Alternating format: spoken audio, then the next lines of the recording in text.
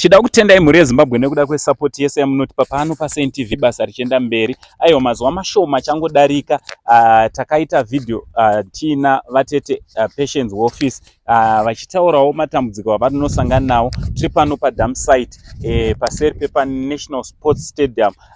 Pane dam site iripo panonzi vazhinji vanopazwa nepakuti paWarren Park dam site. Handiti vatete makasimba here? Tiri nani.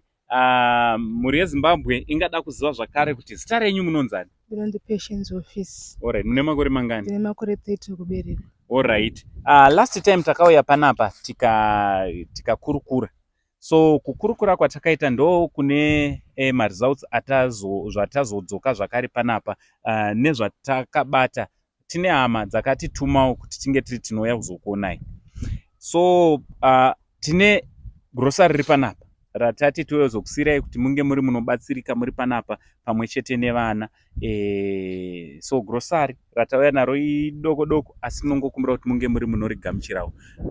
Tinototi rakawanda chero muchiti shoma nekuti matotibatsirawo. Zvimwe taisakwanisa kutoriwanawo panguva yacho iyoyo. Saka tinoti henyu maita basa.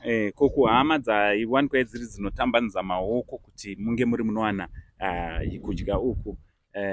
Grocery riri panapa munotiwo kudii? Tinoti musazviitire nini chete mitiro vamwe vese vari kutambudzika usini. Aiwa, tinoda kutenda mhuri yeZimbabwe. Tida kungoramba chingokukurudzirai kuti aiwa, ngatiwanikwe tiri tinobatsirana nehama dzedu, tiwanikwe tiri tinongomira nehama dzedu padzinouya dzichichema, isusu tonzwawo kuchema kwavo. Dambudziko kana rawira umwe wedu idambudziko rine ratowira tese semhuri yeZimbabwe. Aiwa, tingoramba tichida kutenda zvakanyanyisa. Tinoramba tichingodzokorodza kuramba tichitenda nekuda kwekuti pasina imimi tigone kunge tiri tinoita chinhu. Zvakare vateteka, ndine kamwewo kachipo katinako. Tine kamari kadoko doko kari panapa. Handiti kamari kari panapa kadiki diki kandiroda kuti ndinge ndiri ndinosvitsa kwamuri kuti muwanikwe muri munodi munobatsirikawo.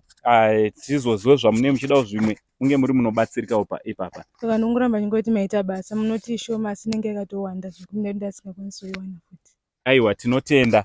Mhuri yeZimbabwe ndichida kuramba ndichitenda kune vese vanoramba vachitsigira, vese vanoita kuti maprograms edu arambe achienda mberi. Thank you very much nekuda kwesupport yenyu. Aiwa, pari zvino from Uncle Saint neSaint TV crew for now tichiti it's much love.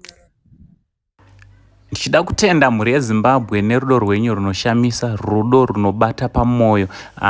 Ndofunga muri kungozvionera kuti Patience ari kuchema, kwete kuchema kwekurwadziwa asi kwekufara pamwe chete nevana vasvika pavapererwa nekuda kwerudo rwenyu runoshamisa.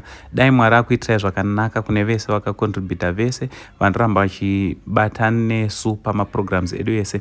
Mwari akuropafadzei. Aiwa, ndichida kungoramba ndichikurudzira kuti patinouya kwamuri imi wanikwai muri munonzwawo kuchema kwedu uye tinge tiri tinoisa mufaro pazviso zvevanoshaya. From Uncle Saint neSaint TV crew tichiti much love.